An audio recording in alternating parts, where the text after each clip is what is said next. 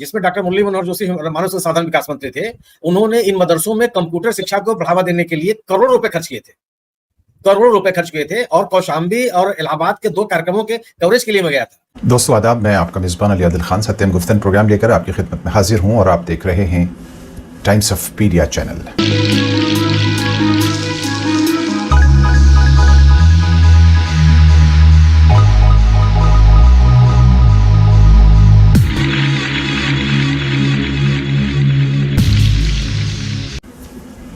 दोस्तों, जैसा कि आपको पता है कि पिछले दिनों इलाहाबाद हाई कोर्ट के ज़रिए से मदरसा एजुकेशन बोर्ड को all of a sudden shut down करने का फ़ैसला लिया गया था। जाहिर है कि ये फ़ैसला सिर्फ इलाहाबाद हाई कोर्ट के जजेस का नहीं था, बल्कि एक विचारधारा के ज़रिए बनाए गए एक प्रेशर का नतीजा रहा होगा।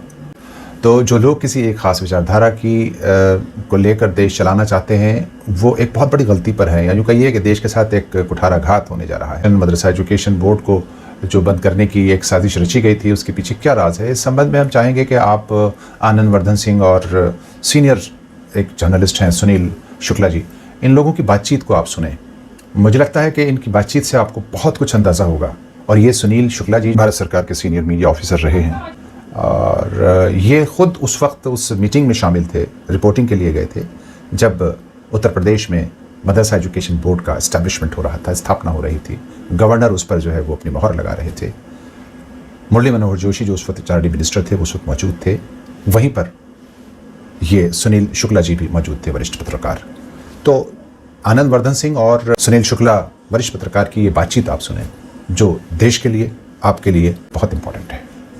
एक बड़ा कारण 2004 में बीजेपी की हार का, मैं इंडिया शाइनिंग आइनिंग से ज्यादा बड़ा कारण गोधरा को मानता हूं। इस देश का आम जन को जब उसकी विजडम की बात आती है, तो इस देश के आम जन ने गोधरा का जवाब 2004 में बीजेपी को सत्ता से हटा के दिया था, ऐसा मैं मानता हूं। मैं थोड़ा इस पे भी आपकी एक टिप्पणी चाहूंगा। इस समय फिर से 2024 में ये कुछ ज्यादा नहीं हो गया है? ऐसा आपको नहीं लग रहा है कुछ ज्यादा हो गया है? भाई, जिस तरह से आप एक और खास करके मुसलमानों को जिस तरह से आप कॉर्नर कर रहे हैं रोज, कल सुप्रीम कोर्ट को इंटरवीन करना पड़ रहा है कि उत्तर प्रदेश का जो मदरसा है उसको बंद मत करो। 17 लाख बच्चे कहां जाएंगे? 10,000 शिक्षक कहां जाएंगे? आप हाईकोर्ट अपना एक कोई उत्तर प्रदेश के मन में कुछ आता है, वो अपना एक ऑर्डर दे देता है कि नहीं इसको बंद कर दिया जाए। वो दूसरी पढ़ाई, वो दीनी पढ़ाई है। हमारे यहाँ भी गुरुकुल कांगड़ी या कुछ इस तरह की पढ़ाई होती है जहां हिंदू धर्म की पढ़ाई हो सकती है। आप उसको और इसको करके आप कितना कॉर्नर करोगे? तो क्या आपको लगता है कि 2004 में जैसे गोधरा के अगेंस्ट इस देश का वर्डिक्ट आया था कि नहीं, we don't stand with Godhra, उसी तरह से क्या 2024 में जो मोदी जी जिस तरह की बातें कर रहे हैं उसके अगेंस्ट 2004 की बात और 2024 में जो जिस तरह से ध्रुवीकरण की कोशिश की जा रही है, उस पर भी आपकी एक टिप्पणी सुनील भाई। धन्यवाद आनंद जी। एक तो आपके प्रश्नों का मैं जवाब दूं, एक स्पष्ट कर दूं कि मदरसों में केवल दीनी शिक्षा नहीं होती है। जिस अटल बिहारी वाजपेयी सरकार की आप बात कर रहे हैं, उसी सरकार ने, जिसमें डॉक्टर मुरली मनोहर जोशी मानव संसाधन विकास मंत्री थे, उन्होंने इन मदरसों में कंप्यूटर शिक्षा को बढ़ावा देने के लिए करोड़ों रुपए खर्च किए थे, करोड़ों रुपए खर्च किए थे। और कौशाम्बी और इलाहाबाद के 2 कार्यक्रमों के कवरेज के लिए मैं गया था, जो मदरसों ने आयोजित किया था, और तत्कालीन सम्मानित मंत्री जी उन कार्यक्रम में गए थे। इन मदरसों के सुदृढ़ीकरण के लिए, इनमें विज्ञान, गणित और कंप्यूटर साइंस के पढ़ाई को बढ़ावा देने के लिए तत्कालीन एनडीए सरकार ने बहुत ज्यादा पैसा खर्च किया था, करोड़ों अरबों रुपए खर्च किए थे। तो इसलिए ऐसा नहीं है कि जितने भी आपका, जो आप लखनऊ में रहते हैं, दारुल उलूम में अगर जो मदरसों की पढ़ाई होती है, केवल दीनी पढ़ाई होती है, केवल लोग कुरान पढ़ते हैं, ऐसा नहीं है। यह तो एक धारणा बनाने की बात है कि आप कुछ भी बना दीजिए। तो ये नहीं कि आप मदरसों को इस रूप में इंगित कर दिया जाए कि वहां दीनी पढ़ाई होती है। जो भी है, बहुत सारे बच्चे हैं जो जितनी महंगी आपने शिक्षा कर दी है कि लोग स्कूलों में जा नहीं सकते। हम और आप 10 रुपए या 2 रुपए 1 रुपए दे करके फीस पढ़ लिए, हम अब ये पीढ़ी तो नहीं पढ़ सकती है, संभव ही नहीं है। यह सरकार लगातार शिक्षा में अपना खर्च घटाती चली जा रही है।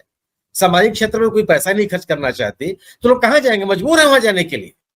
इसलिए आप उस शिक्षा को बंद कर देना उस तरह एक, अच्छा, उत्तर प्रदेश, आश्चर्य है कि उत्तर प्रदेश सरकार ने कानून बनाया और उसी कानून के पक्ष में आप नहीं खड़े होते।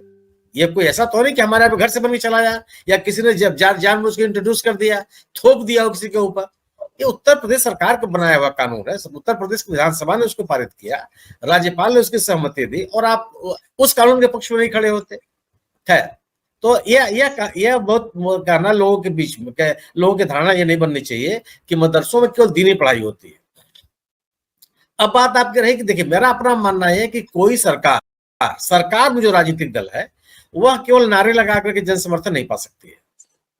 आप प्रधानमंत्री जी अपनी जनसभाओं में कहते हैं कि समाज का सबसे शोषित सब वर्ग, सबसे पिछड़ा वर्ग, सबसे अंतिम श्रेणी पर बैठा हुआ वर्ग, वो हमारे ध्यान में है और उसके लिए ही हम करते चले आए। और दूसरा वाक्य क्या होता है कि हमने 370 खत्म कर दी, हमने राम मंदिर का निर्माण करा दिया। ये दोनों वाक्य मिलते नहीं है। अगर आप ये कहते हैं कि आपकी पूरी सरकार बहुत सारा काम की है, तो उस काम का विवरण देना होगा कि वो कौन से काम है जिससे समाज प्रभावित हुआ है, लाभान्वित हुआ है, इस देश की सामाजिक समरसता एकता बढ़ी है, इस देश की अर्थव्यवस्था बेहतर हुई है, इस देश में व्यापार की स्थिति बहुत अच्छी हुई है, शिक्षा बहुत अच्छी हो गई। आपको बताना पड़ेगा दर्शकों। अगर आप ये नहीं बता पाते हैं तो फिर आपकी बात में कोई ताकत नहीं होती, इसलिए वो तो नहीं चलने वाला। और कोई भी सत्तारूढ़ दल अगर वो 10 वर्षों से सत्ता में है तो उसको अपने काम काज का लेखा जोखा रखना ही पड़ेगा। अगर आपको ये वीडियो दोस्तों अच्छी लगी हो तो आपसे निवेदन है कि आप हमारे साथ इस विचारधारा में शरीक रहें। देश के अंदर समृद्धि, विकास, सद्भाव, समरसता, प्यार और मोहब्बत की बयार को बहाना है। आप अगर इससे सहमत हैं तो आप हमारे साथ जुड़ें। आपका मेज़बान अली आदिल इजाज़त चाहता है। अगली वीडियो में जल्द आपके साथ फिर हाजिर होगा। तब तक आप अपना ध्यान रखिए। जय हिंद, शुक्रिया।